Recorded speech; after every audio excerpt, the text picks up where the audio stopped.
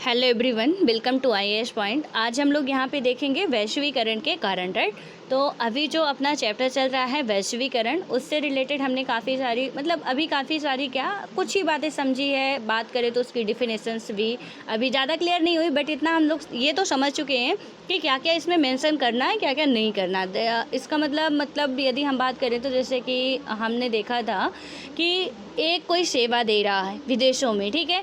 जनार्दन जी की बात आई थी, उसमें से एक बंदे की बात आई थी जो कि अपने बेटी के लिए साइकिल खरीद रहे थे। साइकिल जो थी वो हम इंडिया में परचेज कर रहे थे, बट वो उसका जो प्रोडक्शन हुआ था कहाँ पे हुआ था, चाइना में हुआ था, ठीक है। मेड इन चाइना थी वो। इसी तरीके से हमने यदि बात करें कि सिर्फ़ और सिर्फ यहाँ पे आर्थिक स्थिति पर, लेकिन बाद में ये भी था कि आर्थिक स्थिति पर सिर्फ आप कह दो कि वैश्विक स्थिति हमारी कायम हो रही है, तो ऐसा बिल्कुल नहीं है। आपका आर्थिक भी है, कहीं पे हमारे धर्म का भी आदान प्रदान हो रहा, कहीं पे हमारे विचारों का भी आदान प्रदान हो रहा। तो ये सारी चीज़ें आर्थिक, सामाजिक, राजनीतिक, प्रौद्योगिकी, ये प्रौद्योगिकी मेंशन करना कभी मत भूलिएगा, क्योंकि प्रेजेंट टाइम में मस्ट है, ये बहुत इंपॉर्टेंट हो चुका है और हम सब की लाइफ के लिए भी। और कभी आंसर लिख रहे हैं तो इसको तो बिल्कुल नहीं छोड़ना।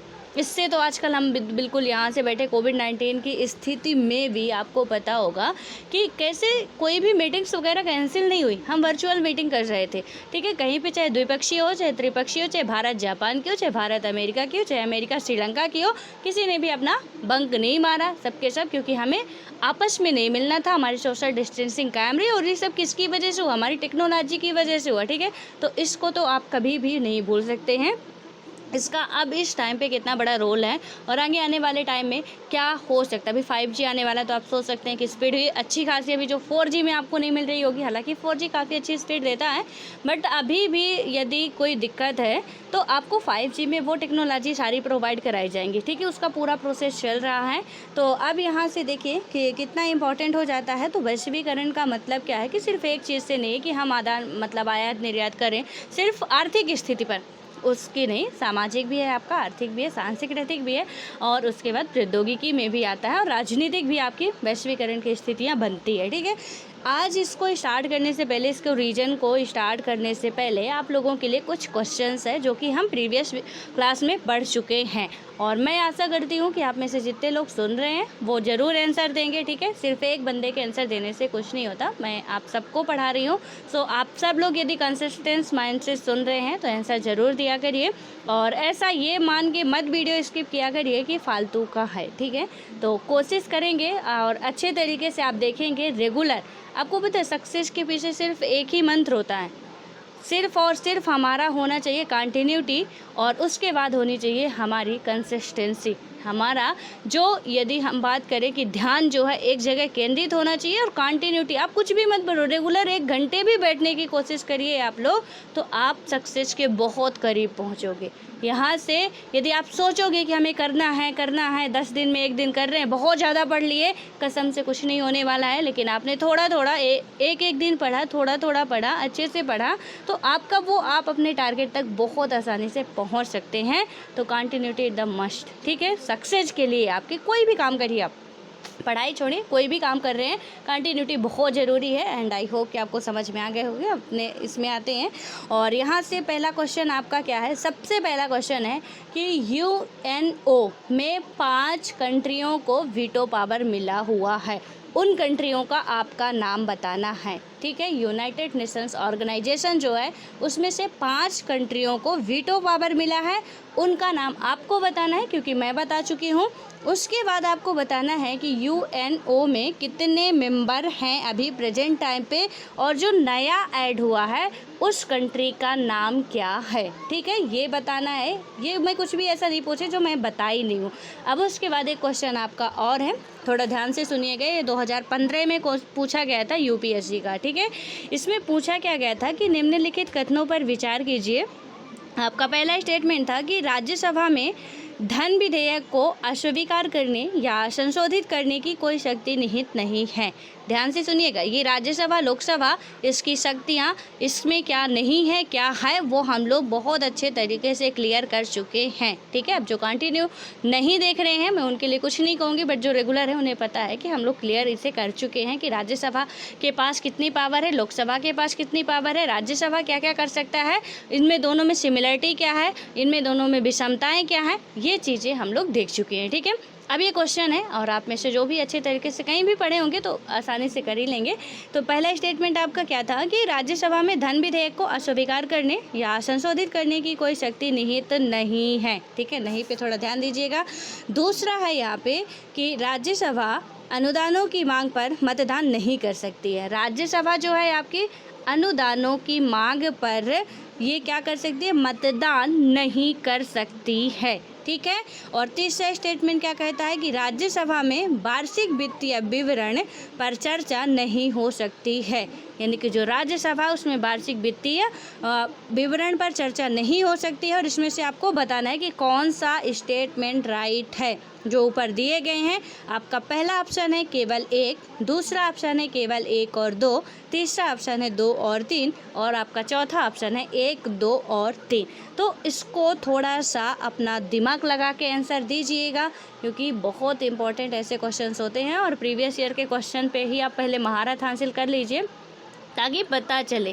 टेस्ट सीरीज वगैरह के पीछे मत भागिए जब तक आप अच्छे से कंप्लीट नहीं कर लेते हैं अपना पूरा सिलेबस। और हाँ, एक बात मैं और यहाँ पे आपको बताना चाहूँगी कि ऐसा मत सोचिएगा कि जब सिलेबस कंप्लीट हो जाएगा तब हम MCQ लगाएंगे, तब क्वेश्चन सॉल्व करेंगे।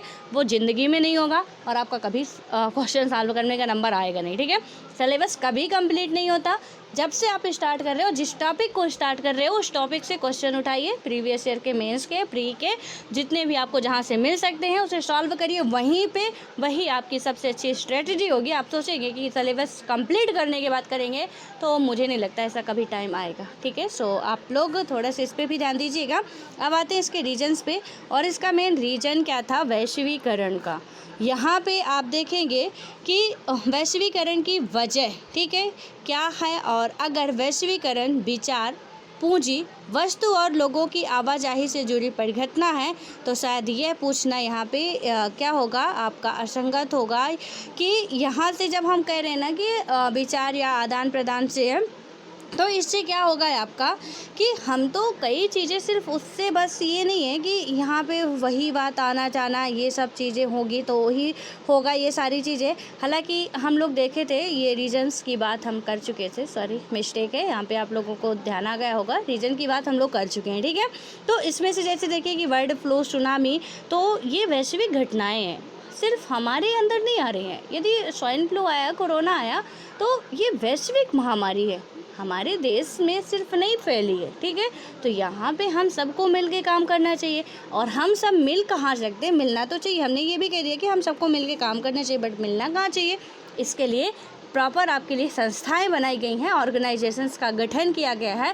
हालांकि वो एक्टिव हैं या नॉन एक्टिव हैं वो मैटर नहीं करता, बाद में देखिए UNO बनाया गया था। ठीक है, UNO में इसकी अच्छे तरीके से लोग काम करते हैं। एक था इसका UNSC, यानी कि यूनाइटेड नेशंस सिक्योरिटी काउंसिल, जो आपके ये संयुक्त राष्ट्र संघ की बात करते हैं, सुरक्षा परिषद की। ठीक है, संयुक्त राष्ट्र सुरक्षा परिषद जो था आपका, इसमें क्या किया गया कि अभी बैठक हुई।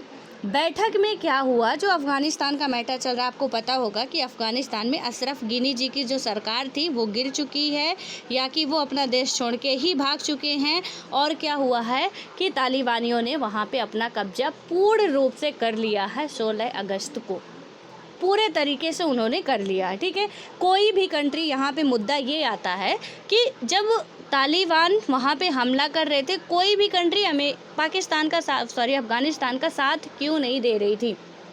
तो इसमें से आप देखिए कि हमारा इंडिया से भी एयरफोर्स की सेवाएं मांगी गई थी, इंडिया ने भी कोई सपोर्ट नहीं किया। ऐसा क्यों, आपके दिमाग में थोड़े ये आपसे क्वेश्चन बनेंगे। अभी MPPSC जो 2020 का पेपर हुआ उसमें पूछा गया था कि हाल फिलहाल में भारत का ऐसा कौन सा पड़ोसी देश है जिसका तख्ता पलट हुआ है। तो इसलिए तो ऑब्जेक्टिव टाइप में बना, मेंस में भी बनेगा क्वेश्चन, ठीक है। तो ऐसा कौन से देश है जिसका तख्ता पलट हुआ है, तो आपको याद हो कि म्यांमार का तख्ता पलट किया गया, ठीक है। यानी कि शासन सत्ता जो पहले थी वो अब चेंज हो चुकी है। सेम इसी तरीके से क्या हुआ कि इसका भी तख्ता पलट एक तरीके से समझिए कि जहाँ पे डेमोक्रेसी चल रही थी वहाँ पे अब तानाशाही आ गया है। तो इसमें क्या हुआ है कि अफगानिस्तान की कोई भी कंट्री मदद नहीं कर रही थी, और जब यूएनओ में बैठक हुई तो वो कैंसिल कर दी गई, रद्द हो गई। क्यों? क्योंकि कोई भी फैसला निकला ही नहीं। अब क्या था ना कि चाइना पाकिस्तान के सहारे से तालिबानियों की मदद कर रहा था, और उससे क्या हुआ, चेहरा तो उसका सामने नहीं है लेकिन वही था, चाइना के पास है वीटो पावर। तो आप समझ सकते हैं कि उनमें 15 कंट्रियाँ जो आपकी सुरक्षा परिषद है यूएनओ की उसमें है, 5 वीटो वाली हो गई, 10 स्थायी वाली हो गई, ठीक है। तो अब इनमें से देखिए कि किस तरीके से इनका बनेगा कैसे। जो तो उनका पापा जी बैठा वो तो मानने को तैयार नहीं है, ठीक है। कोई भी देश यहाँ पे मदद के लिए नहीं आया, यूएनओ भी बिना मतलब की कागज। क्या मतलब है यार, जब वो एक्टिव ही नहीं है। यानी कि अफ़गानिस्तान में इतनी संकट आया, इतना ज़्यादा। अभी देखिए कि अभी कल या परसों का ये, ठीक है, वहाँ पे आप देखेंगे कि जब वो इंडिया की जो एयरलाइंस थी, यानी कि जो एरोप्लेन थी, वहाँ से जब सवारियों को लेके आ रहे थे, जैसे ही उड़ान भरने के लिए एरोप्लेन चलती है वैसे ही क्या होता है, उसके टायर वायर पकड़ के जो नीचे होता है ना, उसको पकड़ के वो लोग क्या करते हैं, झूल जाते। कौन से जो अफ़गानिस्तानी थे। तो देखिए ये सिचुएशन बन गई, वो वहाँ से भाग रहे हैं। तो इससे क्या हो रहा है, आप समझ रहे होंगे कि देश की उस वहाँ के ना तो मानव अधिकार काम कर रहा, क्योंकि वहाँ के ह्यूमन को संकट है। मानव अधिकार आयोग भी है ना, सो कि यूएनओ के ही अंडर पे आता है, डब्ल्यूएचओ भी यूएनओ के अंडर पे आता है। लेकिन ये कर क्या रहे हैं, अभी कोविड इतना ज़्यादा फैल गया, डब्ल्यूएचओ ने क्या किया है। ये हालांकि हम लोग ऑर्गेनाइजेशंस बनाते हैं, लेकिन खैर इसमें भी राजनीति खेल जाते हैं, और ये काफ़ी ज़्यादा ये मुद्दे आप लोग स्किप नहीं कर सकते हैं। आपको इनमें बहुत अच्छे तरीके से आपकी पकड़ होनी चाहिए, और वो पकड़ आएगी आपको सिर्फ और सिर्फ बेसिक कंप्लीट करने से। आपको लक्ष्मीकांत पढ़ने से या कोई और बुक्स पर, मैं लक्ष्मीकांत सर की बुक की कोई भी बुराई नहीं कर रही हूँ, वो बिल्कुल यूपीएससी के लिए गीता, कुरान, बाइबल सब कुछ है। लेकिन आपको यदि बेसिक समझ बनानी है तो मैं आपको ये ज़रूर कहूँगी कि आप एनसीईआरटी ज़रूर पढ़ें। मेरा वीडियो मत देखिए, मैं ये नहीं कहती मेरा वीडियो देखिए, लेकिन आपको बेसिक समझ बनानी है तो एनसीईआरटी आपको पढ़ना पड़ेगा या किसी से सुनना पड़ेगा। तब आपको समझ में आएगा कि एग्जैक्टली ये रूट कहाँ से, इसकी जड़ कहाँ पे है। कि यूएनओ तो हमने बना लिया भैया, किसी काम का नहीं है। यूएनओ के अंडर का डब्ल्यूएचओ आता है, वो आपका मानव अधिकार संघ आता है, अभी हम लोग पढ़ चुके हैं सारी चीज़ें, किस काम के हैं, किसी काम के आ नहीं रहे हैं, ठीक है। अब इसमें भी यही बताया गया है कि हमें मतलब देखिए कि स्वाइन फ्लू हो रहा, बर्ड फ्लू हो रहा, सुनामी आ रही है, हम सबको मिलके करना चाहिए। उन मिलके करने के लिए संस्थाएं बनाई गई, संस्थाएं तो बनाई गई हैं, ठीक है। अब वो एक्टिव होना चाहिए, तो कभी कभी काम भी कर जाती हैं, कभी कभी काम नहीं करती हैं, ठीक है। अब आता है राजनीतिक प्रभाव। अब देखिए ये मत सोचिएगा कि अफगानिस्तान का मुद्दा हमारे उसमें नहीं, वैश्वीकरण पड़ रहे हैं यहाँ पे अफगानिस्तान, हमें भी देखिए हम पे भी इफेक्ट पड़ेगा उसका। यदि तालिबानी आ जाते हैं तो उनसे भी हमें यदि रिश्ते ख़राब हुए ना तो कनेक्शन बहुत बुरा फंसने वाला। यदि तालिबानियों से रिश्ते ख़राब है तो इधर देखिए यहाँ पे अभी हो सकता है अशरफ गनी आए, लेकिन बुरी हालत तो बहुत ज़्यादा हो चुकी है, ठीक है। अब ये तालिबान है इधर, और उसके बाद ये तालिबान की मदद पाकिस्तान कर रहे थे, बड़े खुश थे कि हम आज बहुत खुश है। उनका स्टेटमेंट भी आया था कि अब वो इमरान खान जी का कि हम आज बहुत खुश हैं कि तालिबानियों को आज आज़ादी मिल गई। ये मतलब ऐसे ये चाचा जी बोलते हैं कि कुछ समझ में नहीं आता, ठीक है। उसके बाद अब इनकी मदद कौन कर रहा है भैया, इनकी मदद इनका जो सबका बिल्कुल दादा बैठा है वो कर रहा है चाइना, ठीक है। अब यहाँ से ये है हमारे पड़ोसी देश, अफ़गानिस्तान में भी कई सारी चीज़ें हमारी, जैसे सलमा डैम वगैरह है। अब इनसे क्या होगा कि खतरा हमें चारों तरफ से मंडराएगा यदि हमारी सिचुएशंस बिगड़ती है तो इसलिए थोड़ा सा हमें इन पे गहराई से सोचना पड़ेगा। इसके जितने भी आर्टिकल्स आ रहे हैं आप थोड़ा ध्यान से पढ़िए, अच्छे से समझिए वैश्वीकरण के जो भी मुद्दे हैं। मैं आर्टिकल्स में आपको ये नहीं कहूँगी कि आप ये पढ़िए कि कितने लोग मर गए, कितने लोग जिंदा हैं, क्या है, कैसे हैं। पूरा वैश्वीकरण लेवल का पढ़िए कि हम पे क्या इफेक्ट पड़ने वाला, अदर कंट्रियों ने साथ क्यों नहीं दिया, क्या कैसे है, ये सारी चीज़ें आप जितना भी न्यूज़ में आ रहा है उसे कवर करिए, ठीक है। अब आते हैं राजनीतिक प्रभाव, और राजनीतिक प्रभाव में हो सकता है कि शायद आपको ऐसी घटनाएं कुछ देखने को मिल जाए। अभी देखते हैं इसमें क्या हुआ था कि वैश्वीकरण की समकालीन प्रक्रियाओं के प्रभाव के बारे में जारी बहसों में एक यह है कि इसका राजनीतिक असर क्या हो रहा है। जो वैश्वीकरण है इसका राजनीतिक इफेक्ट क्या पड़ रहा है, इसको थोड़ा सा देखेंगे। और यहाँ पे राज्य की संप्रभुता की परंपरागत धारणा पर वैश्वीकरण का असर कैसे होता है, इस सवाल का जवाब देते समय हमें कम से कम 3 पहलुओं पर ध्यान देना होगा कि राजनीति पर किस तरीके से प्रभाव पड़ता है। तो हमें क्या करना पड़ेगा, कम से कम 3 पहलुओं पर ध्यान देना होगा। देखिए एक बात मैं यहाँ पे और आपको बता देती हूँ, थोड़ा सा ध्यान दीजिएगा। जैसे ये लिखा गया ना, एक आपको लग रहा है ना बहुत अच्छे से फ्लो बन रहा है हमारा। कैसे फ्लो बन रहा है कि यहाँ पे ये तो एक क्वेश्चन बताया गया है एग्जैक्टली बिल्कुल सेम, हमको ऐसे ही करना है। जब भी हम आंसर राइटिंग करने की ये प्रोसेस है आपकी कि राजनीतिक इफेक्ट लिख रहे हैं, तो सबसे पहले आपने क्वेश्चन पुट कर दिया, अपने आंसर में क्वेश्चन पुट कर दिया। आपने क्या कर दिया कि वैश्वीकरण की समकालीन प्रक्रियाओं के प्रभाव के बारे में जारी बहसों में यह एक है कि इसका राजनीतिक असर क्या हो रहा है। आपने क्वेश्चन अपनी कॉपी में पुट किया। दूसरा क्या किया कि राज्य की संप्रभुता की परंपरागत धारणा पर वैश्वीकरण का असर कैसे होता है, ये दूसरा क्वेश्चन। और इस सवाल का जवाब देते समय हमें कम से कम 3 पहलुओं पर ध्यान देना होगा। आपने क्या लिखा कि यदि आप 2 क्वेश्चन भी पुट कर देंगे तो कोई मतलब नहीं है, राजनीतिक प्रभाव डायरेक्ट लिख देंगे तो कोई मतलब नहीं, ठीक है, थोड़ा आपका फ्लो नहीं बनेगा। लेकिन अब आपने क्या कह दिया, ये क्वेश्चन पुट करने के बाद आपने क्या कहा कि इस सवाल का जवाब देने के लिए हमें कम से कम 3 पॉइंट्स पर या 3 पहलुओं पर चर्चा करनी होगी या उस पर ध्यान रखना होगा। अब नीचे से आप लिखेंगे कि वो 3 पहलू कौन कौन से हैं और उसमें आपका पूरा राजनीतिक प्रभाव सामने आ जाएगा और एग्जामिनर को भी काफ़ी अच्छा इसका प्रभाव पड़ेगा कि बहुत अच्छा फ्लो आपने बनाया है। ठीक है, अब नीचे से आप पॉइंट वाइज बिल्कुल लिख सकते हैं। यहाँ पे क्या है आपका कि सबसे सीधा और सरल विचार यह है कि वैश्वीकरण के कारण राज्य की क्षमता यानी कि सरकारों की जो करना है उसे करने की ताकत में कमी आती है। जैसे देखिए ये वैश्वीकरण है, ठीक है, इसके कारण क्या होता है, फिर पूरे स्टेटमेंट पढ़ के मैं आपको समझाती हूँ कि बात क्या है। अभी बिल्कुल तालिबान का अफगानिस्तान का मुद्दा ज़रूर आएगा। यहाँ पे क्या है कि वैश्वीकरण क्या हो रहा है कि राज्य की क्षमता यानी कि हमारी जो कैपेसिटी है, राज्य इन द सेंस सब जो आपका संप्रभु राज्य की बात, यानी जैसे भारत अमेरिका ऐसे की बात हो रही है, ठीक है, किसी की अदर, हम हमेशा आपको क्लियर करते रहते हैं भैया यूपी एमपी मत सोचना, ये नहीं है राज्य, ये आपके भारत को ही, देश को ही राज्य इसमें कहा जा रहा है। तो यहाँ पे क्या हो कि राज्य की क्षमता यानी कि सरकारों को जो करना है उसे करने की ताकत में कमी आती है। पूरी दुनिया में कल्याणकारी राज्य की धारणा अब पुरानी पड़ गई है और इसी जगह क्या हुआ है कि इसकी जगह न्यूनतम हस्तक्षेपकारी राज्य ने ले ली है। और बात करें हम तो अब राज्य कुछ एक मुख्य कामों तक ही अपने को सीमित रखता है, जैसे कानून और व्यवस्था को बनाए रखना, और दूसरी बात देखते हैं तथा अपने नागरिकों की सुरक्षा करना। और इस तरह से आप देखेंगे कि राज्य ने अपने को पहले से कई ऐसे लोक कल्याणकारी कामों से खींच लिया है जिनका लक्ष्य आर्थिक और सामाजिक कल्याण होता था।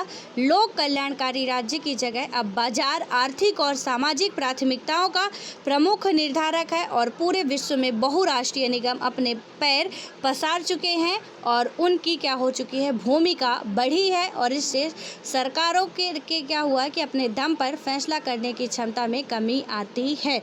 अब देखिए हालत क्या हुई है, जैसे वैश्वीकरण आता है, ठीक है, ये जो स्टेटमेंट में पूरा कहना चाह रहा, मैं एक बात में समझा रही हूँ आपको कि वैश्वीकरण है। वैश्वीकरण में यदि हमने अपने यहाँ का संविधान संशोधन किया, आर्टिकल 370 को ख़त्म किया है, तो भाई साहब क्या ज़रूरत है आपकी कि आप यूएनओ में जाके इसका मुद्दा उठाएं। अब यहाँ पे आप समझिए कि मैं एग्जाम्पल क्यों दे रही हूँ, क्योंकि हमने यहाँ पे आर्टिकल 370 खत्म किया, हमारा संविधान है, हम कुछ भी करें, लेकिन हमें वो पावर नहीं, हमारी वैश्विक स्थिति खराब हो जाएगी।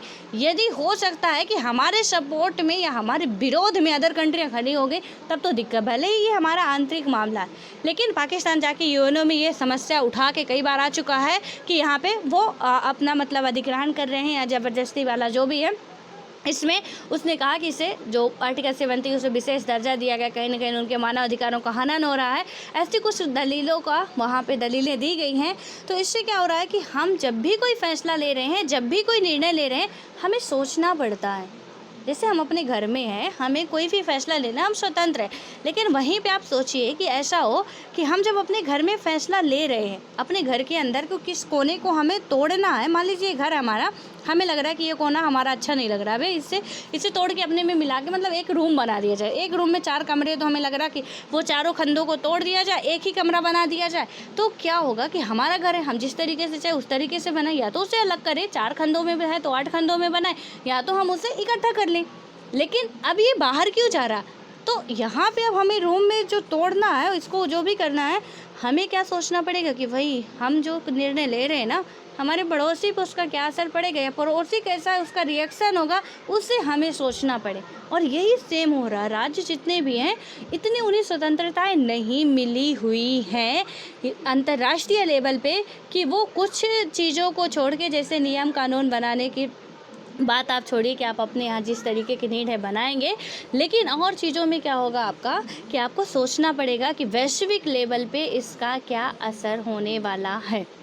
ये आपको सोच के चलना पड़ेगा। मैंने जैसे आर्टिकल 370 का आपका एग्जाम्पल दिया जम्मू कश्मीर का, तो कई बार ये मुद्दा बाहर उठ चुका है, इसीलिए वहाँ पे उठाया जाता है कि उनकी मदद की जा सके। ठीक है, वैश्विक बाज़ार में पहले हम लोग कल्याणकारी बात करते थे, अब वैश्विक बाज़ार इतना कंपटीशन बढ़ चुका है कि विदेश की कंपनियाँ यहाँ आ रही, यहाँ की कंपनियाँ विदेश जा रही, लोग कल्याणकारी गए तेल लेने। यहाँ पे क्या होता है कि अपना प्रॉफिट देखते हैं। अभी वैश्वीकरण के बाद प्राइवेटाइजेशन भी इसमें इनडायरेक्ट रूप से झलक रहा है कि लोग अपना प्रॉफिट देखते हैं, अपनी कंपनी बनाते हैं और अपने प्रॉफिट के लिए काम करते हैं। लोग कल्याण कहाँ था, क्या था, कैसे था, उसका कोई पता नहीं। ठीक है, इस तरीके से सारी प्रोसेस चल रही है। उसके बाद अब देखिए कि इन सारी चीज़ों को हमें ध्यान रखना पड़ेगा राजनीतिक लेवल पे कि क्या हो रहा है कि हाँ, कहीं ना कहीं राज्य अपने आप में कमज़ोर महसूस कर रहे हैं कि ऐसा यदि वैश्वीकरण की घटना ना होती तो हम बहुत मतलब अच्छे तरीके, लेकिन इसका देखिए यदि निगेटिव सेंस भी है तो पॉजिटिव सेंस भी है कि फिर वो इतना ज़्यादा बढ़ जाते कि मतलब पता चलता कि पूरे घर को ही तोड़वा के आप आंगन बना दो, तो फिर ये भी सिस्टम बेकार ही है ना। तो किसी की लगाम भी ज़रूरी है, किसी का डर भी हमें ज़रूरी रहता है। हमारी लाइफ में क्या होता है कि यदि हम कोई काम कर रहे हैं तो डरना भी ज़रूरी है। ऐसा नहीं है कि भाई बस हमने जो चाहा, मन चाहा हमारा ना, हमने कर दिया। तो इसके पॉजिटिव और निगेटिव सेंस आप दोनों ध्यान रखेंगे। ठीक है, अब आता है सेकंड आपका कि इसी के साथ क्या होगा कि एक बात और भी ये है कि वैश्वीकरण से हमेशा राज्य की ताकत में कमी, ठीक है, यानी कि राज्य की जो आपकी पावर होगी उसमें कमी आती हो, और ऐसी बात नहीं है, या कि ऐसी बात नहीं।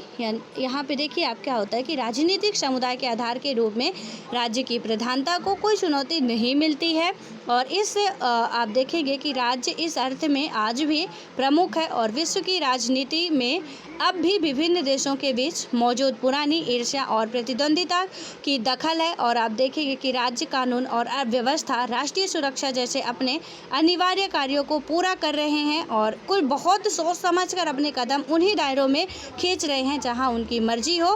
राज्य अभी भी महत्वपूर्ण बने हैं। ये राष्ट्रीय सुरक्षा और रक्षा से भी हम बात कर चुके हैं कि कितना एक्टिव है एंड कितना एक्टिव नहीं है, क्योंकि यहाँ पे क्या हुआ कि देखिए राष्ट्रीय सुरक्षा की बात की जाए कि वो अपने बखूबी काम कर रहे हैं, लेकिन वर्तमान समय में अभी यूएनओ की बैठक क्यों रद्द हो गई भाई? जब हम इतना अच्छा काम कर ही रहे थे तो अफगानिस्तान की मदद हमें करनी चाहिए थी, लेकिन हमने उसकी मदद नहीं की। हमने क्या, कोई भी कंट्री यहाँ पे अफ़गानिस्तान की हेल्प नहीं करती है, और इसके ये साबित होता है कि कहीं ना कहीं ये अब डेड होता जा रहा है। जैसे पहले यूएनओ से पहले एक और संस्था थी, लेकिन वो जब उससे काम नहीं बना क्योंकि फर्स्ट वर्ल्ड वार हुआ, ये बनाया गया कि चलिए ठीक है, अब ऐसी स्थिति ना आए, सेकंड वर्ल्ड वार ना हो, तो उसके लिए एक संस्था बनाई जाती है। ठीक है, उसे एग्जैक्ट मुझे नाम याद नहीं है, हालांकि आप देख लीजिएगा।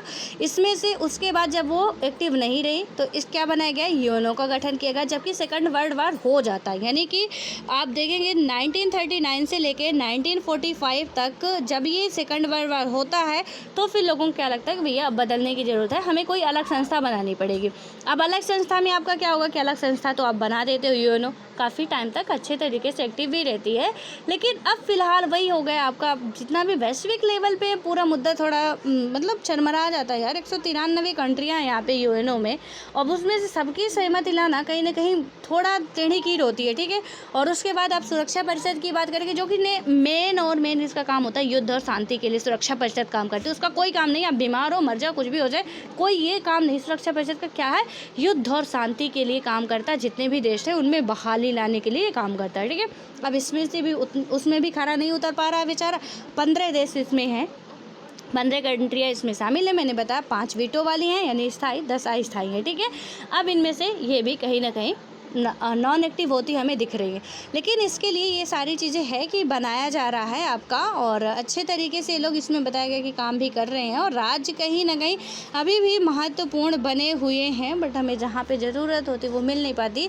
और देखिए एक चीज़, थोड़ा सा अफ़गानिस्तान के बारे में हो तो बहुत जाएगा, बट थोड़ा सा सुन लीजिए, चैप्टर से थोड़ा हटके हो जाएगा, लेकिन कहीं ना कहीं आपके लिए काम का होगा।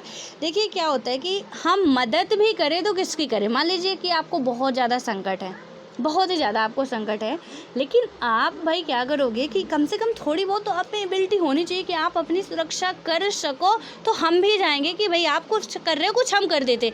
ना तो उनके पास एयरफोर्स है, ना नेवी है, बस थल सेना वो आपकी जो है, मतलब ज़मीनी सेना जो होती है, थल सेना ही शायद बोलते, ठीक है।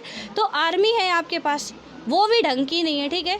अब इससे क्या हो रहा है कि अभी तक अब वो आपके अमेरिका वाले थे, अमेरिका वालों ने मदद किया, गलती इनकी भी है। इन्होंने क्या किया कि इन्होंने कह दिया था कि जब तक हम पहले, इन्होंने तालिबान का सपोर्ट किया था, अमेरिका वाले जब आए थे ये, ठीक है, क्योंकि तालिबानियों ने क्या किया था कि अमेरिकी सेनाओं की मदद की थी। कब की थी कि जब अमेरिका में अटैक हुए थे, आपको याद हो कि 3 हमले किए गए थे, उस टाइम पे वो जो आतंकवादी था उसे पकड़ने के लिए कई जगह अमेरिका की सेना कई राष्ट्रों में फैली हुई, ठीक है, जिसमें से एक अफ़गानिस्तान भी है। यहाँ पे आते उसे पकड़ने के लिए तालिबानियों ने मदद की, उसे पकड़ाया। तो इसके बाद क्या हुआ था कि वो यहीं पे रह जाते। उन्होंने कहा कि अमेरिकी सरकार, अफ़गानिस्तान सरकार से कहा था कि आपको तालिबानियों से कोई खतरा नहीं होगा, उसकी जिम्मेदारी हम लेते हैं। अच्छी तरीके से पूरा सब कुछ चलता रहा, ठीक है, और वो अपनी जिम्मेदारी निभाते भी रहे। भाई डोनाल्ड ट्रंप जी आते हैं, उन्होंने कह दिया कि जो भी सेनाएं भेजी गई थी हमारे अमेरिका से, जहां भी हैं, हम उन सबको वापस बुलाएंगे, क्योंकि हमारा खर्चा ज़्यादा बढ़ रहा और यहाँ से हमारी इकोनॉमिकली को, क्योंकि वहाँ पे वो रह रहे, पेमेंट तो अमेरिका वाले दे रहे हैं, इससे खर्चा और पूरा सब कुछ हमारा ज़्यादा हो रहा, नुकसान हो रहा, हम उन्हें बुला लेंगे। अब जो बाइडन आते हैं, डोनाल्ड ट्रंप तो रहे नहीं, जो बाइडन जी आते, उन्होंने कुछ सोचे समझा नहीं कि हमें मदद करनी चाहिए कि नहीं करनी चाहिए। जब इतने दिन थे, आपने भरोसा दिलाया था कि तालिबानियों से हम हेल्प करेंगे, तो करना भी चाहिए था आपको। लेकिन क्या हुआ कि वो उन्होंने कह दिया कि भैया अब हम अपनी सेना को बुला रहे हैं। तो कहीं ना कहीं इन वक्त पे उन्होंने भी धोखा दे गए, जो कि आपको कह रहे थे कि हम सेफ्टी देंगे आपको। तो अदर कंट्रियाँ कहाँ से भाई जा सकती हैं, जो थे वो भी जा रहे हैं, तो अदर कंट्रियों को जाने का कोई सवाल ही नहीं पैदा होता था, ठीक है। तो इस तरीके से आप देखिए, क्योंकि अभी यूएनओ में अमेरिका भी उसमें स्थायी सदस्यता प्राप्त किए हुए है, ठीक है। तो आप पूरा न्यूज़ के जितने आर्टिकल हैं प्लीज़ उसे पढ़िएगा, जितने वो संपादकीय आप हिंदी बोलते हो उसे, ठीक है, उसे आप पढ़िएगा अच्छे तरीके से, पूरा ये मुद्दा समझ के रखिएगा। कुछ भी क्वेश्चन कभी भी बन सकता है, ठीक है। अब आता है आपका कि यहाँ पे क्या हुआ कि वस्तुतः कुछ मायनों में वैश्वीकरण के फलस्वरूप राज्य की ताकत में इजाफा हुआ। अब राज्यों में क्या हुआ कि राज्यों के हाथ में अत्याधुनिक प्रौद्योगिकी मौजूद है, और जिसके बूते राज्य अपने नागरिकों के बारे में सूचनाएं जुटा सकते हैं। इस सूचना के दम पर राज्य ज़्यादा कारगर ढंग से काम कर सकते हैं। उनकी क्षमता बढ़ी है, कम नहीं हुई है, ठीक है, यानी कि उनकी क्षमता बढ़ी ही है बल्कि कम नहीं हुई। और इस प्रकार आप देख सकते हैं कि नई प्रौद्योगिकी के परिणाम स्वरूप राज्य अब पहले से ज़्यादा ताकतवर हो चुके हैं। किसके चलते ये हो चुके हैं? तो टेक्नोलॉजी के चलते हो चुके हैं। देखिए एग्जाम्पल भी यहाँ पे दिया गया है, ये जो आपको बनाया गया है, इसमें क्या बताया गया कि कल क्या होता था, यानी कि अपना खाना जल्दी ख़त्म करो, चीन और भारत के भूखे लोग तुम्हारा खाना खा जाएंगे, ऐसा हम लोग बोलते थे, ठीक है। अब क्या होता है कि अपना होमवर्क जल्दी पूरा करो, चीन और भारत के लोग तुम्हारी नौकरी खा जाएंगे। तो आज के टाइम पे ऐसा होता है। बहुत अच्छा कार्टून है ये और बहुत सही भी है, ठीक है। आप लोगों को क्या लगता है कि यहाँ पे इतनी ज़्यादा बेरोज़गारी है कि हम लोगों को, यही बच्चों को बोला जाता है भैया जल्दी जल्दी पढ़ाई करो वरना बेरोज़गारी बहुत, कुछ मिलने वाला नहीं है। तो हालांकि ये तो मुझे आज पता चला कि ऐसा भी बोलते हैं, और बोलना भी पड़ेगा घर के बच्चों को कि भैया होमवर्क ख़त्म करो वरना चीन और अदर कंट्रियों के लोग क्या करेंगे, भारत के लोग तुम्हारी नौकरी खा जाएंगे। चाइना वाले तो आधी खा जा रहे हैं। ऊपर से देखिए हमारे यहाँ ना क्या हो रहा है, जो आपका ब्रेन है वो क्या हो रहा है कि दूसरी जगह पे जा रहा है।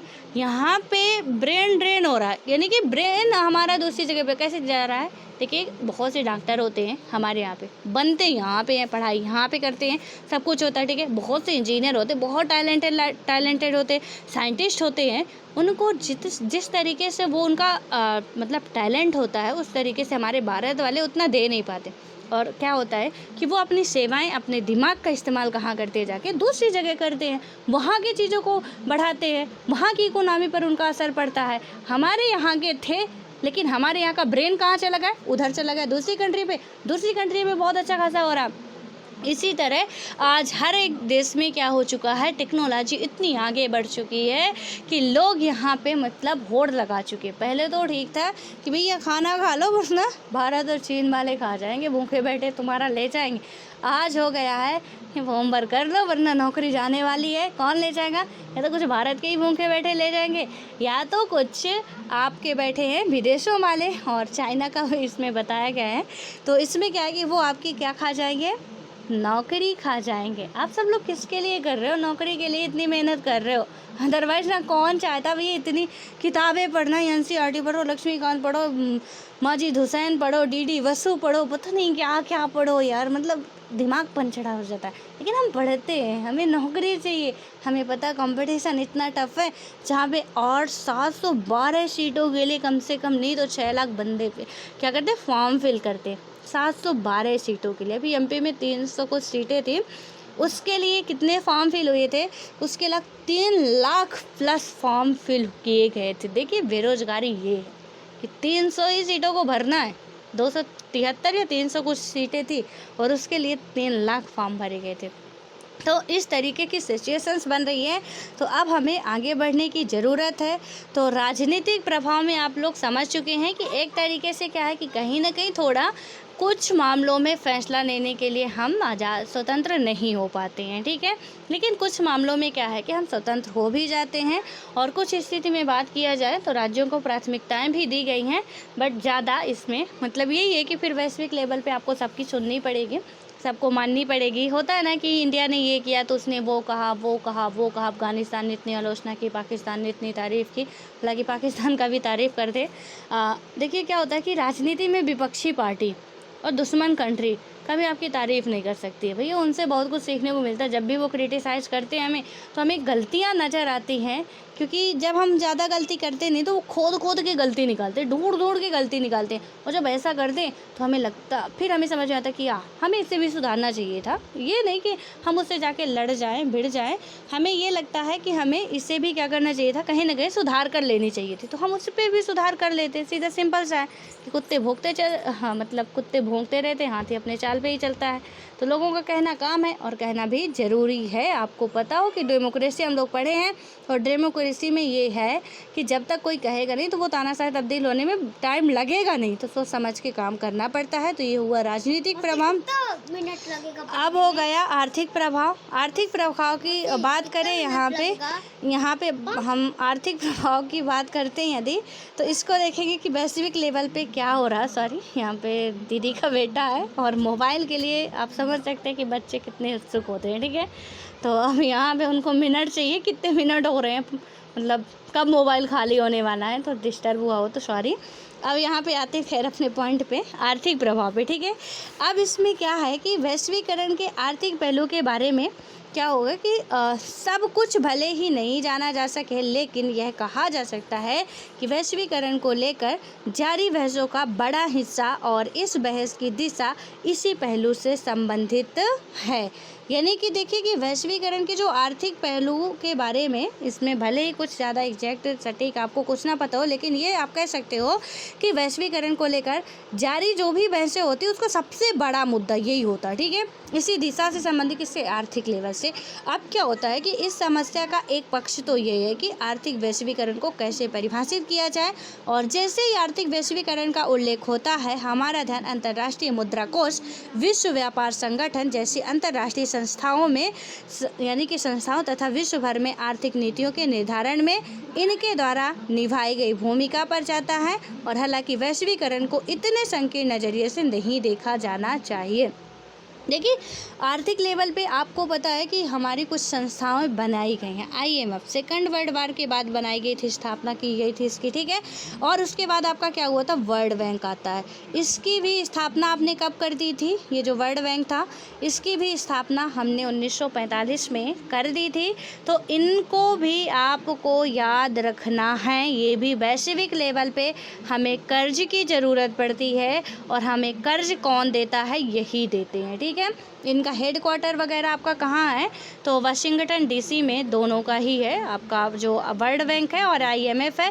कब बना था, तो ये घटना हालांकि हम लोग समझ चुके हैं, जब सेकंड वर्ल्ड वार हुआ था उसी टाइम पे इसकी स्थापना की गई थी। चाहे यूएनओ हो, आईएमएफ हो, वर्ल्ड बैंक हो। उसके बाद आपका आता है कि खाद्य एवं कृषि संगठन, ये भी 1945 में। अंतर्राष्ट्रीय न्यायालय की स्थापना भी आपकी 1945 में हो चुकी थी। कौन कौन सी, एक बार फिर से रिकॉल कर लीजिए आप लोग, ये बहुत इंपॉर्टेंट है। और इस तरीके से याद करेंगे तो शायद आपको याद भी रहे कि यूएनओ 1945 में इसकी क्या की गई थी, स्थापना की गई थी। अंतर्राष्ट्रीय संगठन यानी कि जो आपका क्या है यहाँ पे, अंतर्राष्ट्रीय मुद्रा कोष है, आईएमएफ है, इसकी स्थापना 1945। वर्ल्ड बैंक की स्थापना 1945 में की गई थी।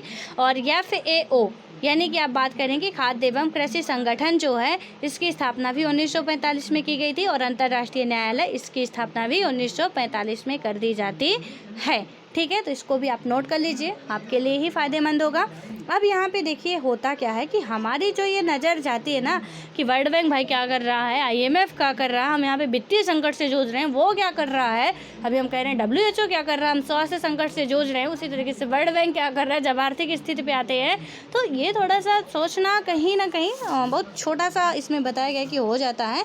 अब होता क्या है कि आर्थिक वैश्वीकरण में इन अंतर्राष्ट्रीय संस्थाओं के अलावा भी कई खिलाड़ी शामिल हैं। आर्थिक वैश्वीकरण को अधिक व्यापक नज़रिए से समझने के लिए हमें इससे होने वाले आर्थिक फ़ायदों के बंटवारे के अर्थ में सोचना, यानी कि इस संदर्भ में कि किसे वैश्वीकरण से सबसे ज़्यादा फ़ायदा हुआ और किसे सबसे कम, यह भी देखने की ज़रूरत होती है। और वैश्वीकरण के कारण किसे नुकसान उठाया, ये भी हमें देखना पड़ता है।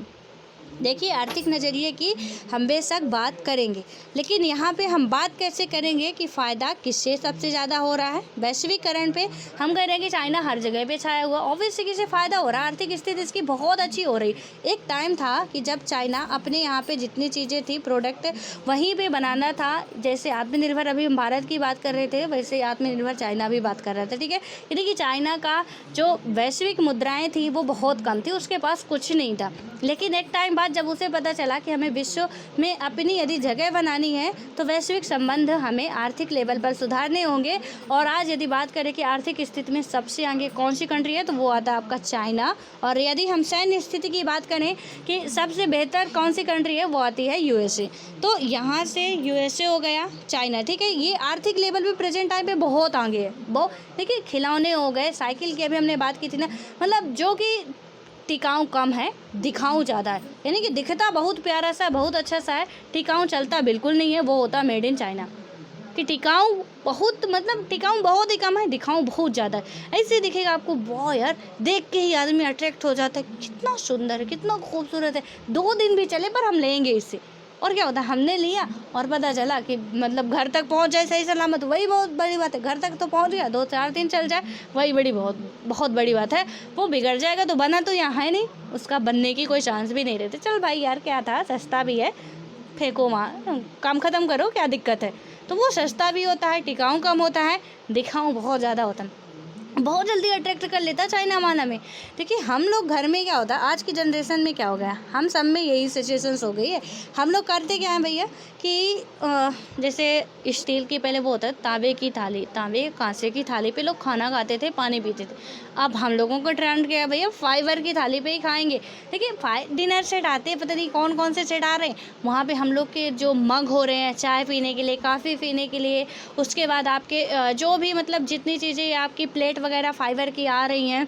आप देखेंगे कि आपकी जो डाइनिंग टेबल है, यानी कि जो आप जहाँ पे डिनर करते हैं, उस पे देखेंगे कि कितना मतलब स्टील के बर्तन, या कि आपको तावे या कांसे के जो भी खाया जाता था, शायद तावे का था, ठीक है। तो वहाँ पे जो भी खाते थे हम लोग पहले, आज नहीं खाते, क्योंकि हम इतना दिखावटी भी जी रहे। मिडिल क्लास फैमिली भैया 2-4 टेबल में उसको रख लेती है कि हम आपका यहाँ पे बनाएंगे, अपना डिनर सेट लाएंगे, उसे रखेंगे, उसमें कटोरा, उसमें थाली, जो भी है चम्मच वगैरह, स्पून वगैरह हम जो भी यूज़ करते हैं, ऐसा होता। और उसकी टिकाऊ कितनी होती है, टिकाऊ क्षमता कितनी होती है कि गलती से एक बार फर्श में वो गिरा ना तो उसके टुकड़े ही बिनने में आएंगे। वो सही सलामत आपको बिनने में नहीं आएगा कि आप उसे पकड़ के फिर दोबारा कर सको। जोड़ोगे तो दही जोड़ने वाला वो, फिर तो वो गया काम से।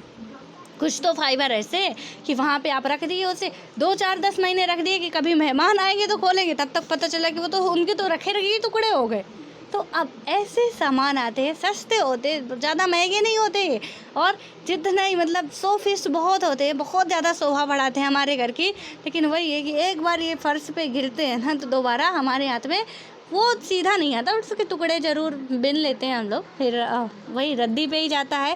लेकिन स्टील को, तावा को आप कितना पटकोगे, पटकिए, फर्श में पटकिए, कहीं पे पटकिए, आवाज़ देगा बड़ी टनटना के। लेकिन इसमें से क्या है कि उसमें से बिल्कुल ये आपका नुकसान नहीं होगा, सालों 10 साल चलता ही रहेगा वो। जैसे वो हामिद का चिमटा था, आपने पढ़ा होगा हिंदी की एक स्टोरी, तो उसी तरीके से वो चलता रहेगा। लेकिन ये सब क्या है, शॉर्ट टर्म वाले हैं।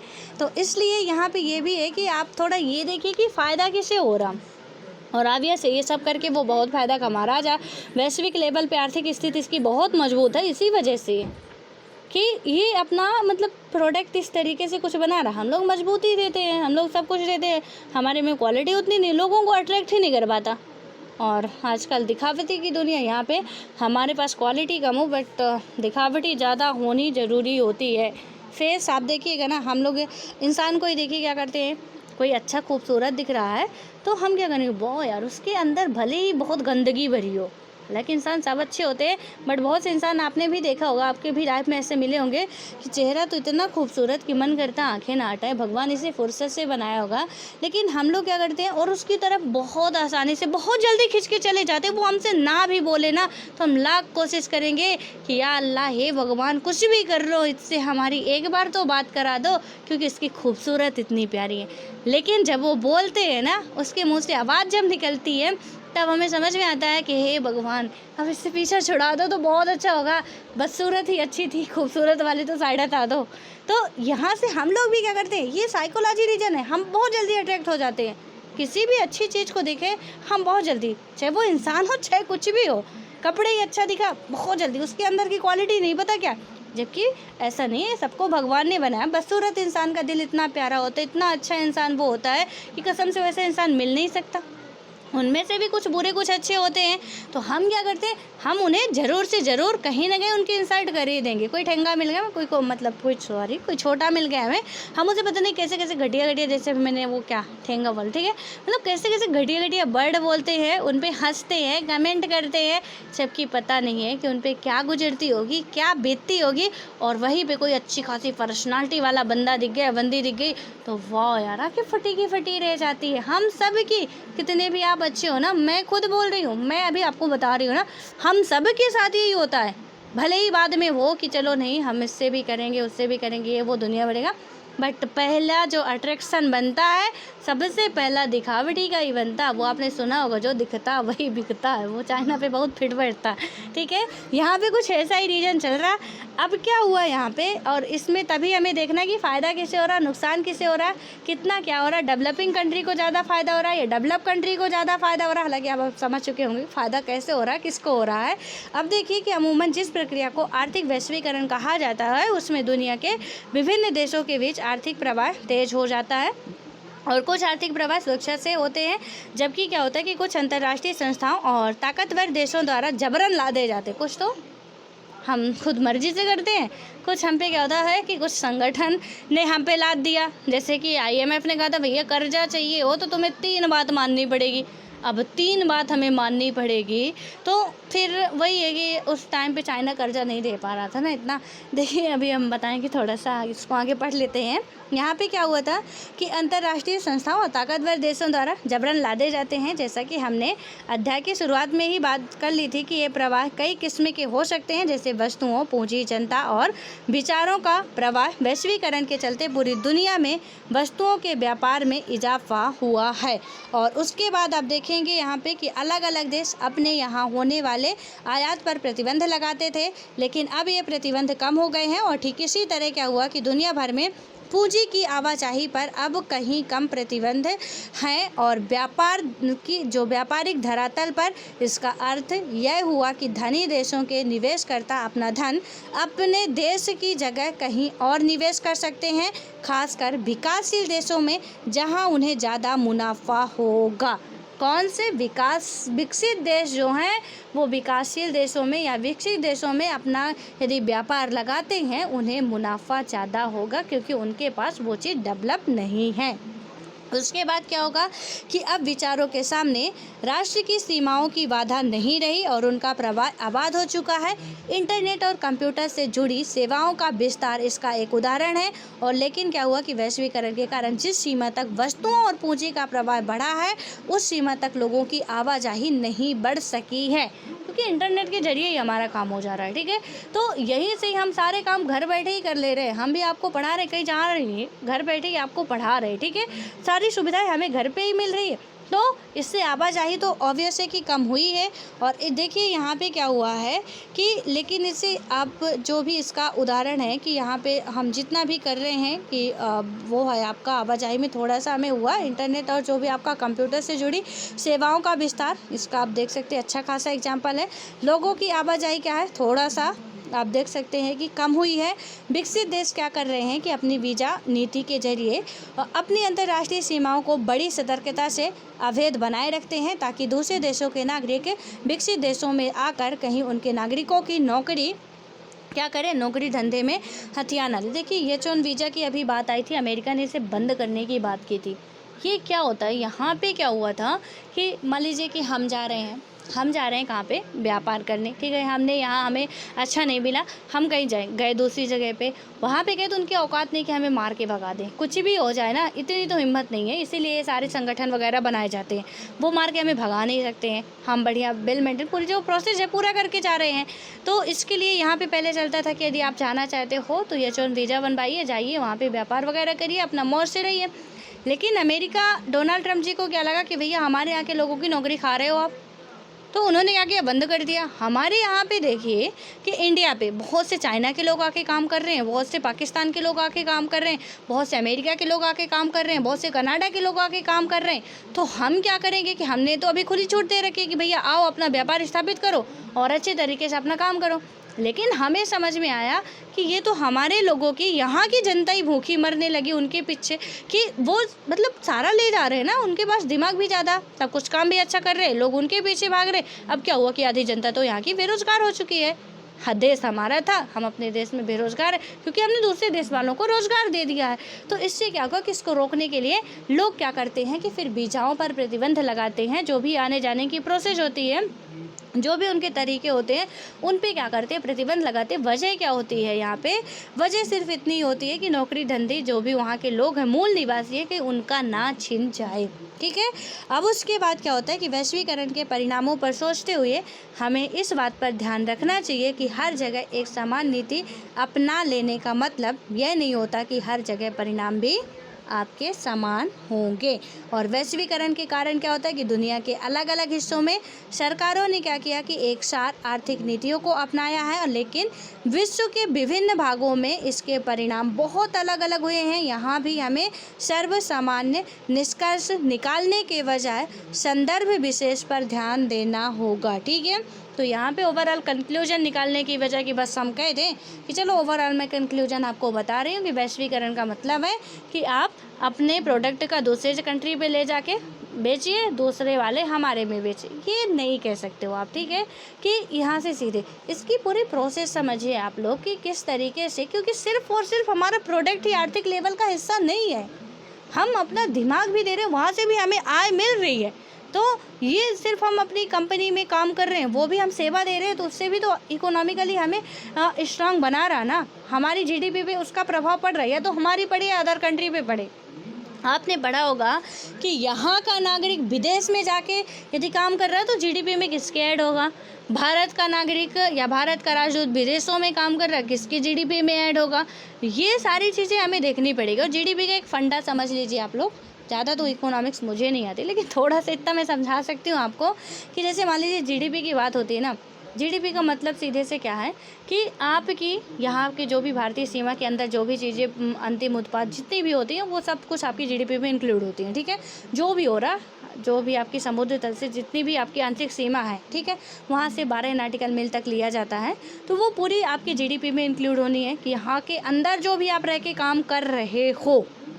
तो मान लीजिए विदेश का नागरिक आ रहा हमारे यहाँ पे, वो काम कर रहा है, किसकी जीडीपी में इंक्लूड होगा, हमारी जीडीपी में होगा। पूछिए क्यों होगा, यहाँ पे सोचिए अब क्यों होगा, क्योंकि अब मैं बता रही हूँ क्यों होगा, ज़्यादा दिमाग पे जोर मत दीजिए। देखिए, ये अमेरिका का नागरिक आता है हमारे देश में काम कर रहा है, ठीक है, वो यहीं पे रह रहा है। अब क्या करेगा, वो खाना लेने के लिए अमेरिका जाएगा, नहीं जाएगा ना, हमारे इंडिया के रेस्टोरेंट से खरीदेगा। उसके बाद वो उसे कपड़े खरीदने होंगे तो अमेरिका जाएगा कपड़े खरीदने, नहीं जाएगा, वो कहाँ खरीदेगा, हमारे इंडिया में खरीदेगा। इंडिया में खरीदेगा तो किसकी इकोनॉमी में जाएगा, हमारे इंडिया की इकोनॉमी में जाएगा। और यहाँ से क्या होगा कि जीडीपी में किसके इंक्लूड होगा, हमारे जीडीपी में इंक्लूड होगा। क्योंकि ये अमेरिकन बंदा जो था वो कहाँ पे सामान खरीद रहा, हमारे इंडिया पे खरीद रहा। यदि वो रह रहा तो रूम का रेंट वो कहाँ का दे रहा, अमेरिका का यहाँ का दे रहा, ठीक है। तो यहाँ के लोगों को मिल रहा है, यहाँ की इकोनॉमिकली बढ़ रही है। लेकिन यदि हम भारतीय जा रहे हैं, यूएसए में रह रहे हैं, कनाडा में रह रहे हैं, हम वहाँ की चीज़ों का इस्तेमाल करेंगे, वहाँ की चीज़ों का इस्तेमाल करेंगे तो ऑब्वियसली कि वहाँ की जीडीपी में ऐड होगा। कुछ ऐसे होते हैं जैसे राजदूत वगैरह होते हैं कि काम तो यहाँ करते हैं, जीडीपी में वहाँ के इंक्लूड होते हैं, मतलब जहाँ के हैं वहाँ की जीडीपी में इंक्लूड नहीं हो पाते, ठीक है। तो इस तरीके से आप थोड़ा सा इसे भी समझ सकते हैं कि क्या कैसे इसकी सिचुएशंस बनती है। एंड आई होप कि आपको ये आर्थिक स्थिति वाला थोड़ा सा फंडा समझ में आया होगा। अभी मैंने थोड़ा सा IMF की बात की थी कि कुछ को काम करना पड़ता है ज़बरदस्ती, कुछ को काम करना पड़ता है मनचाहा। ज़बरदस्ती का मतलब क्या होता है कि मान लीजिए हमारी इकोनॉमिकली कंडीशन बेहतर नहीं है, हमने क्या किया, जैसे IMF है, वर्ल्ड बैंक है, तो उन्होंने कहा कि भैया हम आपको कर्ज देंगे, आप क्या करें कि हमारी कुछ शर्तें हैं, आप मानना पड़ेगा, ठीक है। जब 1945 में इसका हुआ था उस टाइम पे आप घटना इंडिया की याद करिए, इंडिया भी क्या हो रहा था उस टाइम पे, काफ़ी बुरी हालत थी। बुरी हालत तो थी, भारत का पाकिस्तान का डिवाइडेशन हो गया और बुरी हालत हो चुकी थी इकोनॉमिकली तरीके से। हम तो हर तरीके से टूट चुके थे, बट ये था कि आर्थिक स्थिति सही होती तो उभर सकते थे, लेकिन हमें सुधारना पड़ा, ठीक है, उभर आए हैं। तो यहाँ पे उन्होंने शर्त लगा दी कि आपको कुछ चीज़ें करनी पड़ेगी। अब ग्लोबलाइजेशन तो कहीं की बाहर की कंपनी आ रही है, इसी शर्त की वजह से हम उसे भगा नहीं सकते हैं। पहले क्या था कि यदि बाहर की कंपनी आ रही है उस पर इतना ज़्यादा FDI लगाया जाता था कि वो आ ही नहीं सकती थी, लेकिन उसे क्या किया गया कि इसकी वजह से क्या कर दिया गया कि भैया आप कम करोगे, वैश्विक बाहर के लोगों को आप छोड़ दोगे कि वो आपके घर में थोड़ा रियायत दोगे। और कभी मान लीजिए कंपनी लगानी, इतने जगह से लाइसेंस बनवाना पड़ता था उन लोगों को कि सोचते थे कि हे भगवान, हम इंडिया जाएंगे ही नहीं व्यापार करने के लिए, कुछ भी हो जाए, जितना फ़ायदा नहीं उससे ज़्यादा नुकसान होगा। तो इसने शर्त रख दी कि भाई साहब आपको कर्ज लेना है तो आप थोड़ा जो भी इतना कठिन लगाए हुए है ना उसमें रियायत दीजिए। ग्लोबलाइजेशन आप करिए अपने देश में, वैश्वीकरण की यहाँ पे आपके देश में बात होनी चाहिए। इन्होंने कहा भैया ठीक है, कर्ज तो है, हम मान लेते हैं। उसके बाद इन्होंने कहा उदारीकरण भी, वही कि आप छूट देंगे, इन्होंने कहा ठीक है हम छूट भी दे देंगे। उसके बाद पूंजीकरण, यानी कि आपका जो क्या होता है प्राइवेटाइजेशन, तो इन्होंने कहा भैया ठीक है हम प्राइवेट भी करेंगे, यानी कि वहाँ की कंपनी आएगी तो सरकार के अधीन थोड़ी ना काम करेगी, वो अपने हिसाब से करेगी। अपना प्रोडक्ट बना रही तो अपने प्रोडक्ट की कीमत अपने हिसाब से तय करेगी, तो वो अपने फ़ायदे के लिए करेगी। तो यहाँ से उन्होंने कहा कि ठीक है भैया हम उस पर ज़्यादा नहीं प्रेशर डालेंगे कि आप जनता के भले के लिए काम करो, आप अपने प्रोडक्ट को अपने हिसाब से तैयार करो, अपने हिसाब से बेचो, अपने हिसाब से करो। अपने देश में भी, हमारे देश में भी कोई यदि प्राइवेट कंपनी खोलना चाहता, कुछ भी करना चाहता, हम उसे नहीं रोकेंगे, थोड़ा उसमें हम उदार बनेंगे, जो कि पहले बहुत कठिन था। और इन शर्तों को मानने के बाद ये जनाब क्या करते हैं, इन्हें कर्ज देते हैं। ठीक है। अब इसी तरीके से क्या हुआ, एक ऋण जाल की बात आई थी।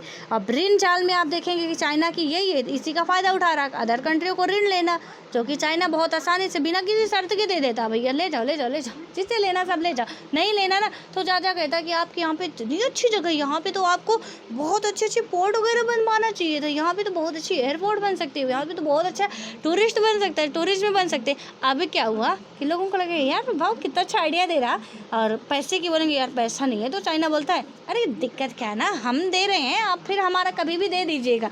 तो वो क्या करते, कोई शर्त नहीं, कोई लिखा पढ़ी नहीं, कुछ भी नहीं, जितना आपको पैसा चाहिए ले जाओ। वो तो चाइना वाले के पास सब डाटा, ये बेचारे खुश, अरे वाह चाइना कितना अच्छा में दे रहा।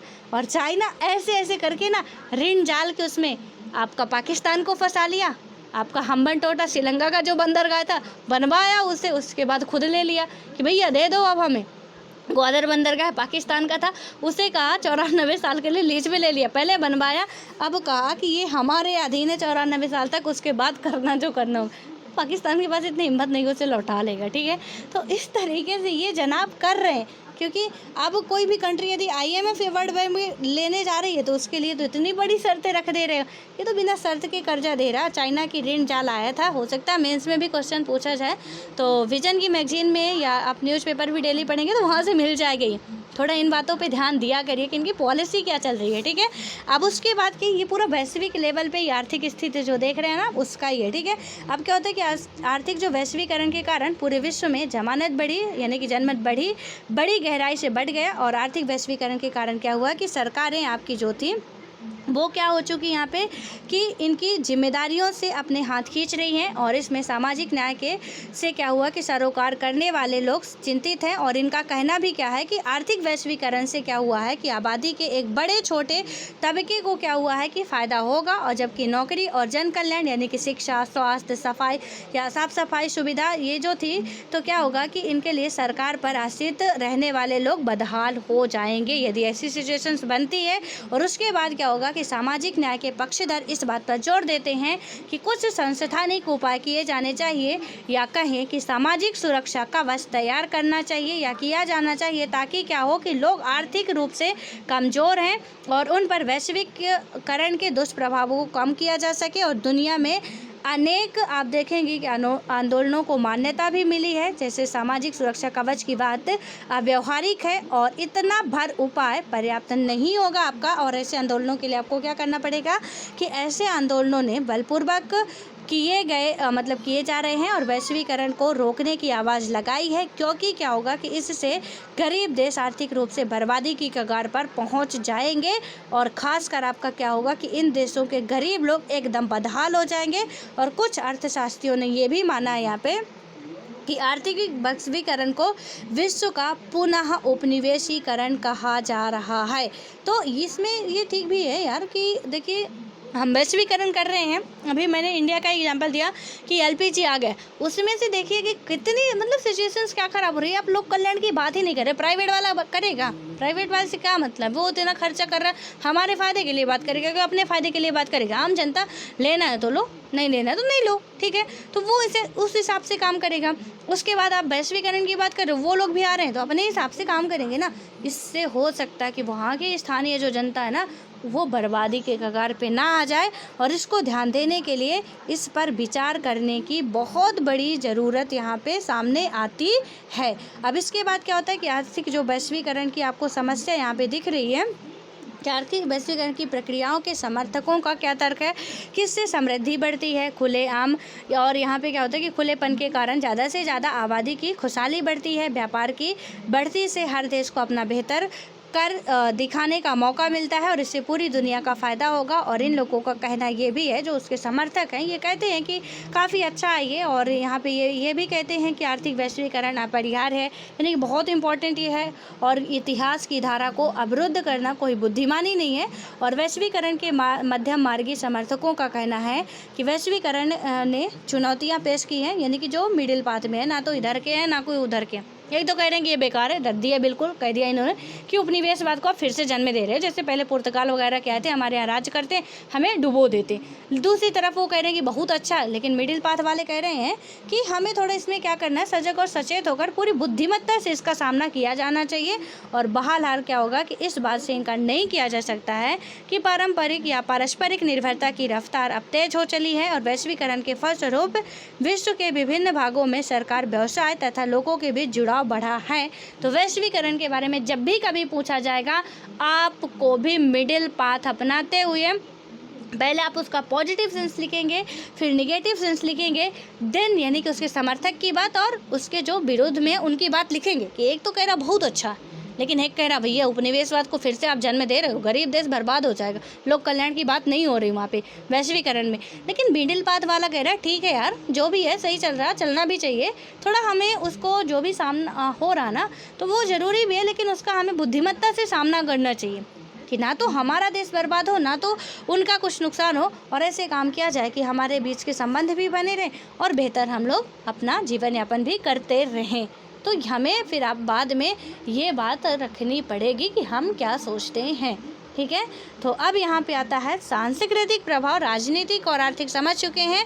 अब इसके बाद हम सांस्कृतिक पे बात करेंगे कि राजनीतिक में किस तरीके से, कुछ में छूट है, कुछ में आपको छूट नहीं है, नियम कानून आप बना सकते हो, लेकिन ज़्यादा आप उछलोगे तो वहाँ पे छूट नहीं है। कोई भी कंट्री उछलने की कोशिश करेगी तो चाहे भले ही अपने राष्ट्र के अंदर ही आप करो तब भी, ठीक है। लेकिन उसके बाद आपका क्या हुआ, क्योंकि मानव अधिकारों का आप हनन करोगे तो वहाँ पर बोलना ज़रूरी है। उसके बाद हमने आर्थिक स्थिति पे देखा कि कहीं पे अच्छा है तो कहीं पे बुरा भी है, फ़ायदा किसे हो रहा है, नुकसान किसे हो रहा है, ये सारी चीज़ें हम लोग देखें। अब देखेंगे आपको सांस्कृतिक प्रभाव, और देखिए फ़ायदा नुकसान की बातें कि ऑब्वियस है कि जो डेवलप कंट्री उन्हें बिल्कुल पहले से डेवलप है, फ़ायदा तो उन्हीं को होना है, लेकिन कहीं ना कहीं ये जो पिछले वाले कंट्री है उन्हें भी फ़ायदा हो सकता है, क्योंकि खुलेआम आपको व्यापार का अवसर मिल रहा है, ठीक है। अब जैसा कि हमने इसके सकारात्मक बातों में देखा था, अब यहाँ पे आता है सांस्कृतिक प्रभाव, इसको कल देखेंगे। सो ऑल द बेस्ट, मिलते हैं नेक्स्ट वीडियो में।